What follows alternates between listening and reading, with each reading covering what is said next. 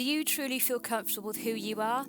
I think it took me until my mid-40s to feel this way. I think there's a lot of pressure in the world today to share everything with everyone, to show the world who you are, and to have every single last detail of your life go online. But if you're not the kind of person who naturally wants to do that, and especially if your industry demands it, it can feel really uncomfortable. For the introvert in what feels like an extrovert's world, it can help to remind yourself that it's okay to go about life in your own quiet way. You don't have to share every last detail.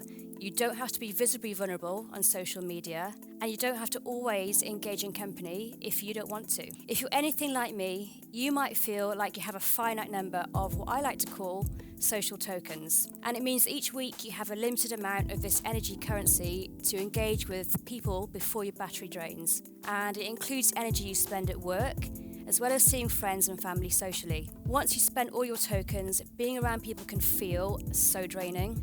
If that sounds familiar, remember these 3 things. Number 1, you don't have to shout loud to be heard, whether that's in person or online. It's okay to take time to observe, to process and digest before you respond to something. And if you're the quieter type, then when you do talk, people will listen. You will find your way of doing things because people like you will naturally gravitate towards you anyway. Number 2, it's okay to choose that night in with your favourite series or a book, rather than a night out with friends.